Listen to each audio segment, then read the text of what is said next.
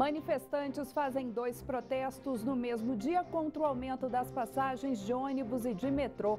O grupo ameaça bloquear o eixo monumental ao lado da rodoviária. GDF fecha contrato sem licitação de quase 5 milhões de reais para avaliar o sistema de transporte público na capital. Oportunidade. O governo confirma a abertura de 25 mil vagas em concursos públicos.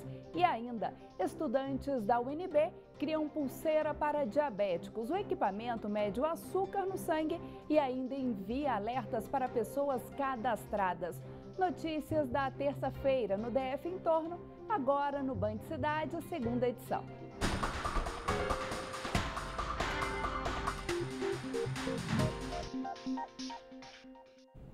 Olá, boa noite. Integrantes do movimento Passe Livre protestam novamente contra o aumento das passagens de ônibus e metrô. Manifestantes estão reunidos na rodoviária do Plano Piloto e ameaçam bloquear o eixo monumental até o Palácio do Buriti. O repórter Rodrigo Nunes tem as informações ao vivo. Boa noite, Rodrigo. O trânsito por aí já está complicado? Boa noite, Camila. Boa noite a todos que acompanham o Band Cidade. Nesse momento, os manifestantes estão na plataforma superior da rodoviária do Plano Piloto. Eles marcharam aqui durante desde 5 horas da tarde até que eles estão marchando pelo percurso aqui da rodoviária do Plano Piloto. No momento aqui, que é uma hora bem movimentada, que as pessoas estão tentando voltar para casa. Nesse momento aqui, eu vou pedir para o repórter cinematográfico mostrar para vocês. A polícia está acompanhando a movimentação deles. Então, é muita confusão aqui por enquanto, mas nada de violência. Eles estão andando, como o fluxo na rodoviária está mais intenso, eles também estão passando aqui, então fica muito complicado para quem vem para a rodoviária do Plano Piloto neste momento, viu? Segundo o cronograma inicial dos manifestantes, eles vão marchar até o Palácio do Buriti. E aí pode haver mais problema, porque é uma hora que o público, que as pessoas estão voltando para casa, saindo do trabalho, tentando chegar em casa e descansar. E aí, se eles entrarem no eixo monumental, o trânsito será todo bloqueado. E aí, quem tiver de passar por aqui vai ter que buscar uma rota alternativa. Lembrando que nesse momento, relembrando, que eles estão aqui na plataforma superior, a polícia acompanha toda a movimentação. Há muita polícia aqui neste momento na rodoviária. Então a situação é complicada, mas sem violência. Então, por enquanto, muito tranquilo aqui na rodoviária. Voltamos ao estúdio com a Camila e a qualquer momento a gente pode voltar aqui com mais informações sobre o assunto. Obrigada, Rodrigo. E mais cedo, esse mesmo grupo queimou pneus e bloqueou a EPTG. Veja na reportagem da Érica Blaney. A ação foi por volta das 7h30 da manhã. Vários pneus foram queimados para bloquear o trânsito na IPTG, sentido Plano Piloto. Os bombeiros apagaram o fogo a tempo de evitar congestionamento grave na pista, que é um dos principais acessos ao centro de Brasília. Tudo foi tão rápido que a Polícia Militar não chegou a tempo de flagrar os responsáveis. A corporação disse apenas que 4 pessoas bloquearam a pista, colocaram fogo nos pneus e fugiram. Minutos depois, o movimento Passe Livre DF assumiu a autoria do protesto. Em nota, os manifestantes disseram que interromperam o trânsito na IPTG para reforçar que o grupo considera o aumento das passagens um absurdo. Mesmo não valendo nada, fazendo tudo isso, o governo está dando as costas para todo mundo, mas eles têm que fazer isso mesmo. Eles estão reivindicando os direitos deles, mas eu acho que incomoda as outras pessoas que trabalham também, precisa passar naquele local no momento. O movimento Passe Livre informou que o protesto desta terça-feira não será o único. O próximo já está marcado para quinta-feira no setor de indústrias gráficas, que fica bem perto da sede da Câmara Legislativa. O transporte público ficou mais caro no DF desde o dia 2 de janeiro. As tarifas passaram de R$ 2,25 para R$ 2,50 nas linhas circulares e alimentadoras do BRT, de R$ 3,00 para R$ 3,50 em linhas metropolitanas consideradas curtas e de R$ 4,00 para R$ 5,00 no restante das linhas de longa distância entre regiões administrativas e no metrô. Não tem condição, você ganha R$800, você tira 100 e pouco para pagar de passagem, como é que fica? Aí quem tem 2 filhos, 3 filhos, quem mora de aluguel, Quem paga a água e energia fica com o quê? O salário é muito pouco e a passagem é um absurdo. E aí tem dinheiro que dá, né, desse jeito. E ainda falando sobre transporte público, o GDF contratou a Fundação Getúlio Vargas para fazer uma avaliação do serviço. O investimento será de quase 5 milhões de reais. Serão alvos da análise os contratos da Piracicabana, Pioneira, Marechal Expresso, São José e Urbe. O processo teve o auxílio da Controladoria Geral do DF e vai avaliar a qualidade do serviço prestado. O estudo deve durar 6 meses. Detalhe, a contratação foi direta, sem licitação. A dispensa de licitação foi publicada nesta terça-feira no Diário Oficial do Distrito Federal.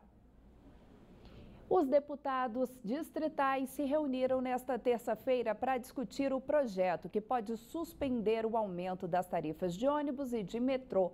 A votação em plenário está prevista para quinta-feira. O GDF alega que não teve outra saída a não ser aumentar o valor das passagens. O grupo de trabalho começou a debater o assunto na Câmara Legislativa nesta segunda-feira. Os parlamentares avaliam o aumento nas tarifas dos transportes públicos do DF e elaboram um projeto que vai propor a suspensão do reajuste. Eles alegam que existem alternativas para diminuir o déficit no setor sem aumentar o valor da passagem. O projeto deve ser votado em plenário nesta quinta-feira. Além disso, o grupo de trabalho deve sugerir a criação de uma comissão temporária de mobilidade urbana para discutir problemas estruturais do sistema de transporte do DF e propor alternativas. Ainda na tarde dessa terça-feira, o grupo se reuniu com o vice-presidente do Tribunal de Contas, Paulo Tadeu, para apresentar os argumentos do projeto.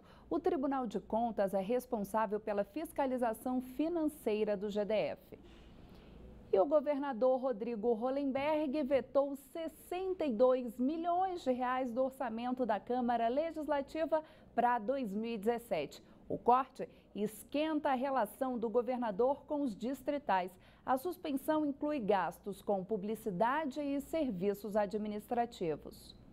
Os cortes foram em serviços como água, luz, telefone e internet, além de gastos com equipamentos, consultorias, passagens e diárias. Ao todo, mais de 62 milhões de reais foram vetados pelo governador Rodrigo Hollenberg, de um total de 550 milhões de reais previstos para o orçamento da Câmara Legislativa em 2017. A recomposição dos recursos para a casa deverá ser discutida em uma reunião entre os técnicos da Câmara e representantes da Casa Civil. A nossa produção entrou em contato com o Palácio do Buriti e com a Câmara Legislativa para saber quando será essa reunião, mas não houve a confirmação da data. E boa notícia para quem está em busca da estabilidade na carreira e bons salários. O governo confirmou a abertura de 25 mil vagas no serviço público em 2017.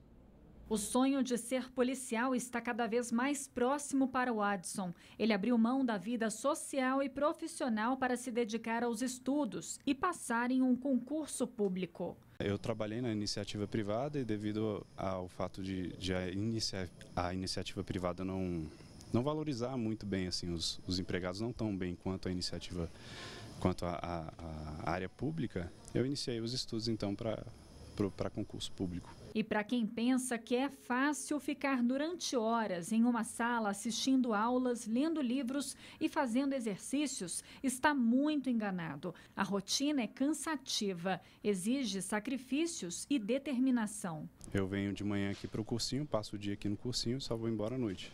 Isso de segunda a sexta, né?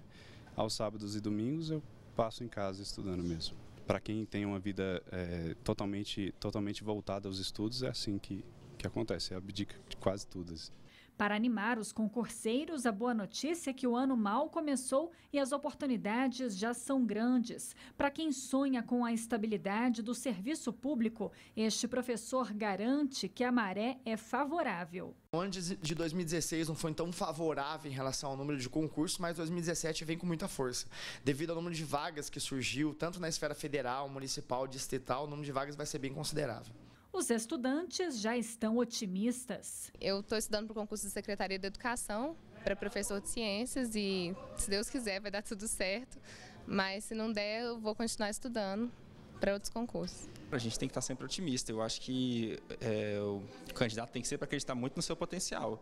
E quem não começou a estudar ainda tem tempo de se preparar, mas é bom correr. Quem está começando agora, o legal é se preparar bem na parte básica, matérias como português, informática, raciocínio lógico, né, atualidades, que são matérias que normalmente o candidato não dá tanta importância. E quando surge na hora do concurso, ele vê que isso é que faz a diferença. Agora vamos falar na crise hídrica de abastecimento de água no DF. O volume da barragem do Descoberto continua caindo. Hoje o nível do reservatório chegou a 19,38%. Como você viu ontem aqui no Band Cidade, a CAESB pode implantar o plano de racionamento ainda neste mês. Quem não gosta de um gramado bem verdinho e da beleza das flores? O problema é que em tempos de crise no abastecimento de água, manter a cidade florida virou um luxo que pode sair caro à população. Ainda mais quando se fala da necessidade urgente de economizar água no Distrito Federal. O presidente da CAESB não divulgou a data, mas disse que o racionamento vai entrar em vigor em breve. A situação realmente é muito difícil, especialmente no Descoberto, onde o volume do reservatório vem caindo, especialmente a partir do dia 17 de dezembro, quando se instalou aqui no Distrito Federal um veranico que tem se alongado. Então, realmente, a gente está avaliando todas as alternativas, inclusive o racionamento, e estamos fazendo um esforço muito grande para reduzir a vazão de retirada da nossa captação do Descoberto. O Instituto de Meteorologia informou que desde o dia 23 de dezembro só choveu 2 vezes em toda a capital. A chuva mais recente foi há 5 dias. Como consequência, o nível da bacia do Descoberto, responsável pelo abastecimento de 60% da população do DF, está abaixo de 20%. Mas a população garante que está economizando. Em casa mesmo eu tento conter os vazamentos, as descargas ficam vazando, e estou sempre observando. Enquanto isso, as demais medidas, como a cobrança de taxa extra para quem consumir mais de 10 mil litros e a diminuição da pressão da água que chega às torneiras, prevalecem e têm trazido resultados, mas ainda não é o suficiente. Existe um conjunto de medidas, a CAESB não está parada, a CAESB vem fazendo um esforço nesses últimos 4 meses, exatamente se preparando para uma situação de crise hídrica, que ninguém quer, mas que a gente não pode negar, que ela está aí presente e que a gente tem que enfrentá-la. Um homem foi esfaqueado na noite desta segunda-feira durante uma tentativa de assalto dentro da própria casa, no condomínio Pôr do Sol, zona rural do Gama. O morador, que não teve o nome identificado, estava no quarto quando percebeu uma movimentação na sala e deu de cara com o assaltante. Os dois brigaram e o dono da casa acabou atingido. Ambos tiveram apenas ferimentos leves. Os vizinhos ouviram o barulho e chamaram a polícia. O assaltante foi preso na hora. E os fantasmas nada camaradas que assaltaram a Prefeitura do Novo Gama foram identificados e se apresentaram à polícia. Os acusados são ex-secretários municipais e usaram lençóis para entrar no prédio público na semana passada. Os fantasmas que aparecem no vídeo são, na verdade, 2 ex-secretários municipais. O circuito interno de segurança do prédio mostra Carlos Cartacho Martins e Adriano Marques Tavares, respectivamente, secretários de Transporte e Turismo. O crime foi na noite de Réveillon, na cidade do Novo Gama, que fica a cerca de 50 quilômetros do centro de Brasília. Durante o depoimento, a dupla disse que estava perto da prefeitura e resolveu fazer uma brincadeira. Os 2 homens levaram equipamentos do local. Como não houve flagrante, os bandidos disfarçados de fantasmas foram liberados em seguida. Vê se isso é brincadeira, né? A Prefeitura do Novo Gama informou que reforçou a segurança do prédio e disse que os ex-secretários ocuparam os cargos de 2012 a 2016. Disse ainda que espera perícia para ter acesso aos equipamentos furtados. Depois das festas de fim de ano, é hora de dar um pulinho nos shoppings para aproveitar as tradicionais liquidações de janeiro. Mais de 1000 lojas no DF estão com descontos para atrair os clientes.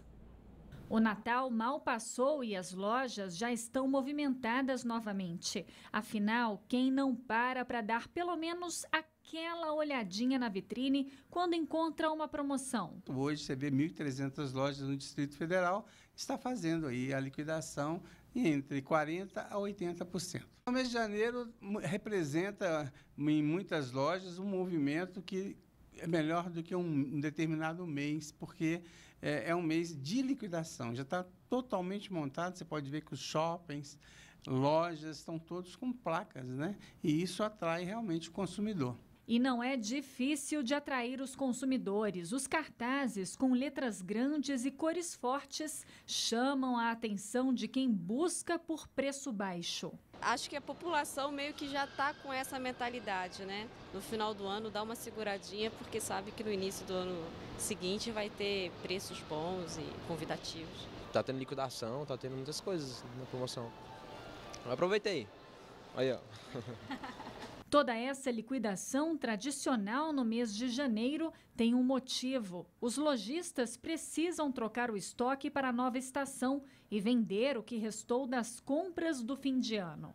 O lojista tenta colocar para fora aquilo que ele não vendeu no final de ano e muitos já têm a numeração já defasada, faltando um número só. E tem quem abra mão das compras de Natal e deixa para gastar nessa época. Estamos buscando a promoção, né, depois das festas aí de fim de ano, para ver se acha alguma coisa mais barata aí, né, com os estoques aí que ficaram encalhados, né, ver se os lojistas vão abaixar o preço, que se não abaixar aí não tem como levar, né. Interditada há quase um ano, uma escola em Ceilândia aguarda reforma de 5 milhões de reais. Os alunos foram transferidos e as aulas estão suspensas desde fevereiro do ano passado. As informações com João Cláudio Silveira, direto do estúdio da Band News FM. Boa noite, João.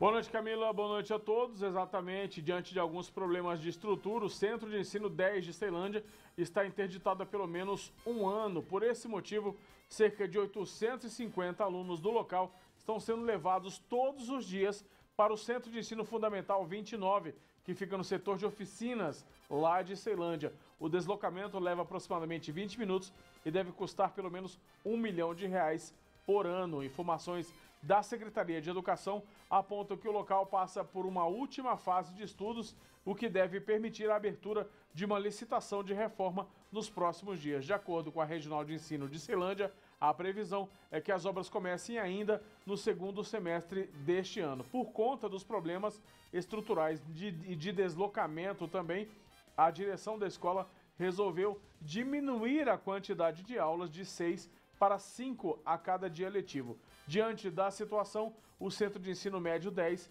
e de outros colégios de Ceilândia, cerca de 400 alunos organizaram um protesto na região no mês de junho. A principal reivindicação dos estudantes era a reforma nas instituições de ensino. De acordo com a Secretaria de Educação, não existe previsão para a conclusão dos reparos. De volta com você, Camila. Boa noite, até amanhã. Boa noite, obrigada, João. E o policial que baleou a criança de 6 anos na última sexta-feira na BR-070 vai responder à Justiça do Estado de Goiás por tentativa múltipla de homicídio qualificado, já que outras 2 pessoas poderiam ter sido atingidas pelos disparos. Se condenado, Silvio Moreira Rosa pode ficar 30 anos preso. De acordo com o último boletim divulgado pelo Hospital Santa Helena, apesar de grave, o quadro do menino é considerado estável. A criança já passou por uma cirurgia e está em coma induzido e a gente continua aqui na torcida.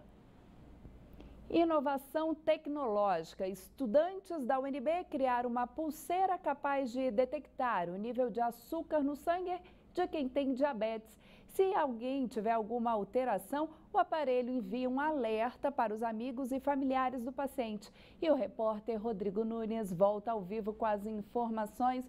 Rodrigo, já tem previsão de quando esse equipamento vai estar no mercado? Camila, é o seguinte, de acordo com os idealizadores do projeto, a parte do desenvolvimento já deve ser finalizada agora no mês de maio. E aí o projeto deve estar disponível para o público já no segundo semestre deste ano. Essa é a expectativa inicial. Quem tem outras informações sobre o assunto é o Egmar Rocha, que é sócio-diretor do projeto. Boa noite, Egmar. Como é que vai funcionar essa pulseira? Você trouxe aqui para mostrar para a gente? Sim, eu trouxe aqui o primeiro protótipo que a gente desenvolveu, né, que a gente fez os primeiros ensaios, mas a gente pretende chegar em uma plaquinha desse tamanho aqui, para que caiba numa pulseira desse tamanho aqui, né? Então, a pulseira ela funciona basicamente medindo 2 parâmetros na superfície da pele. Um é a temperatura e a outra é a umidade corporal. Com base nesses 2 parâmetros, o sistema, né, o algoritmo calcula se está aproximando-se, né, um episódio de hipoglicemia e, se for o caso, a pulseira alerta, né, o usuário para isso. Essa pulseira, ela vai ter um preço acessível para a população? Como é que vai ser a entrada dela no mercado? Sim, nós buscaremos colocar um preço acessível, sim, até porque a gente considera que é um público muito grande que necessita desse produto, tá? Então a gente pretende colocar um preço que vá atingir o maior público possível, tá? A gente ainda não tem esse valor exato, porque existem alguns cálculos a serem feitos em cima principalmente dos componentes que são importados, mas o preço sim será acessível. Tem como mostrar a pulseira para o público que está em casa aqui pra gente? Bom, ela deve chegar nesse ponto aqui, certo? Então, no momento em que a pessoa sofreu uma hipoglicemia, vai se acender aqui algumas luzes de LED aqui em cima e ao mesmo tempo ela vai vibrar, né? Além disso, a gente conta também, se por acaso a pessoa não notou, não desarmou o alarme aqui por meio do botãozinho, a pulseira vai entrar em contato com o aplicativo no celular e vai enviar mensagem para pessoas que estejam previamente cadastradas. Por exemplo, um idoso que sofre um colapso, uma criança que não consiga perceber essa aproximação da hipoglicemia, a pulseira vai fazer esse papel de avisar e, né, alertar as pessoas mais próximas. Muito obrigado pelas informações, Egmar. Voltamos ao estúdio com você, Camila. Obrigada, Rodrigo. E veja a seguir, mais de 7.200 crianças e adolescentes aguardam na fila nacional de adoção. Aqui no DF, são quase 120 à espera de um lar. É logo depois do intervalo. Até já.